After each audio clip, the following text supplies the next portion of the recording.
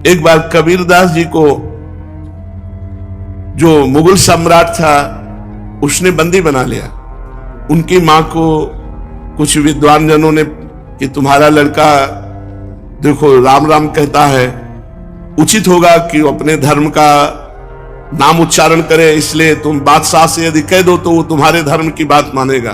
वो बूढ़ी माँ, उनको समझ में आया कि ठीक बात कह रहे हो। बादशाह से विद्वानों ने निंदा करके कबीरदास जी के लिए विपरीत भावना भर दी, बंदी बना लिए गए कबीरदास जी। तो इनसे कहा कि तुम इस नाम को छोड़ो। उन्होंने कहा नहीं, जो लगन लग गई अब वो छूटने वाली नहीं। तो उनका ऐसे हाथी से रौंदा दो। तो कबीरदास जी के दोनों हाथ ऐसे जमीन पे रखकर बांध दिए गए, खूंटे में ऐसे ऐसे गाड़ कर रस्सी से ऐसे बांध के, और सामने से मतवाला हाथी दौड़ाया गया। तो हाथी जो ही आता तो बस जब 4 कदम दूर रह जाता तो बड़ी जोर से चिघार कर वापस लौट जाता।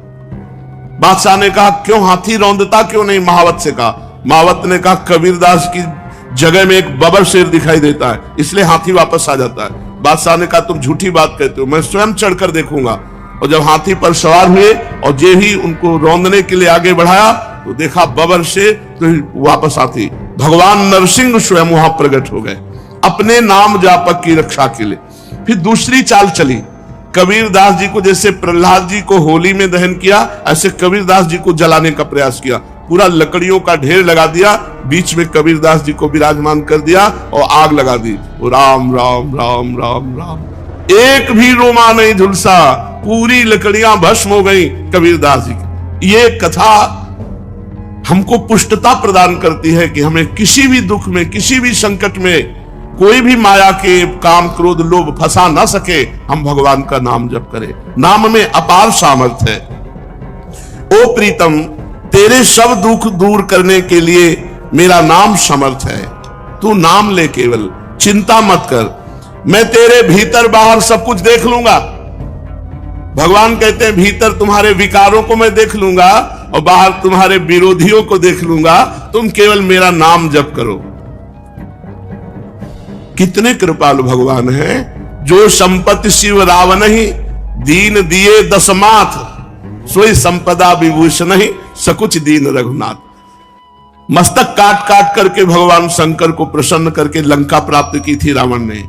भगवान की शरण में गए तो जाते ही समुद्र का जल लेकर भगवान ने अभिषिक्त कर दिया और लंकेश कहकर विभूषण को संबोधन किया। जो संपदा इतनी बड़ी तपस्या की रावण ने अपने सिर काट के भगवान शिव को दिए, वो सकुच करके रघुनाथ जी ने विभीषण को दी। ऐसा कृपालु भगवान का स्वभाव है। कह रहे तेरे भीतर बाहर मैं सुख प्रदान करूंगा, तेरे भीतरी शत्रुओं को, बाहरी शत्रुओं को मैं देख लूंगा। जब भगवान कह रहे हैं तो अपने को क्या परेशानी? अपने को तो केवल नाम जप करना है और अपने कर्तव्य कर्म को करना है।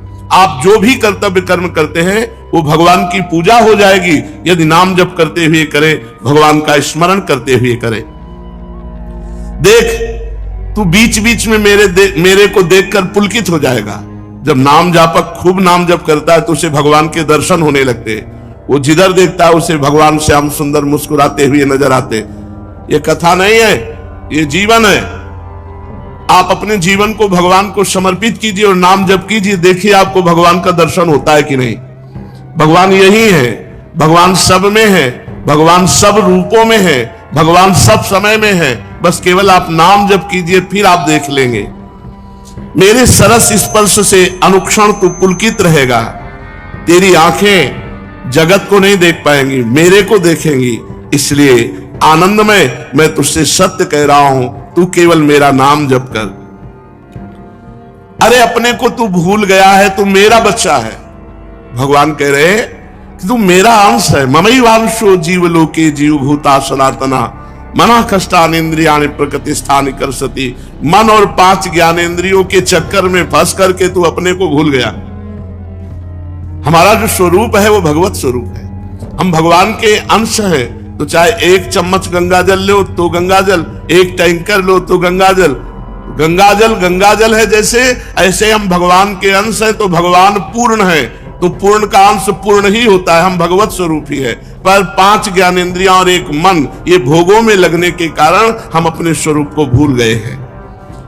तो आनंदमय है, परमानंदमय है, लौटो, इस संसार के जंगल से लौटो, मेरी तरफ लौटो। कैसे लौटेंगे? केवल नाम जप से। जितना नाम जप करोगे उतने तुम मुझे अपने सानिध्य में देखोगे। नाम जप नहीं है तो ये माया सामने दिखाई देगी, स्त्री पुत्र धन मकान नाना प्रकार की भोग सामग्री, और इसी में अब ये कर लेंगे तो हम सुखी हो जाएंगे, अब ये संग्रह कर लेंगे, इतना कमा लेंगे, ऐसा कर, और ऐसा सोचते सोचते मृत्यु आ जाती। कभी किसी का आज तक काम पूरा नहीं हुआ। काम पूरा तभी माना जाए जब भगवत प्राप्ति हो जाए। चलते हैं श्रीमद् भागवत महापुराण। भगवान श्री कृष्णचंद्र जी उद्धव जी को उपदेश कर रहे हैं। कह रहे उद्धव, जब मृत्यु सिर पर नाच रही है, हर जगह आपको शास्त्रों में यही संबोधन मिलेगा कि सावधान हो जाओ, सावधान। आराम से कार में बैठे जा रहे हैं, पता नहीं अब उतर पावे कि ना उतर पावे। आराम से भोजन पाने के लिए बैठे, पता नहीं कवल निगल पावे कि ना पावे।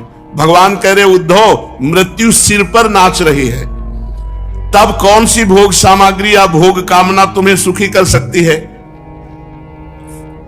किसी भी भोग में सुख नहीं है, केवल तुम्हारे चिंतन के कारण उसमें सुख लगता है। हे उद्धव, मनुष्य को यदि वध स्थान पर वध के लिए निश्चित कर दिया जाए कि तुम्हें आज 10 बजे फांसी मिलेगी या गोली मार दी जाएगी, अब उसको विश्व के हर सुख दे दो, सुंदर स्त्री, खान पान, सब सामग्री, उसको किसी में सुख नहीं मिलेगा, क्योंकि उसके चिंतन में बैठ गया कि 10 बजे गोली मार दी जाएगी।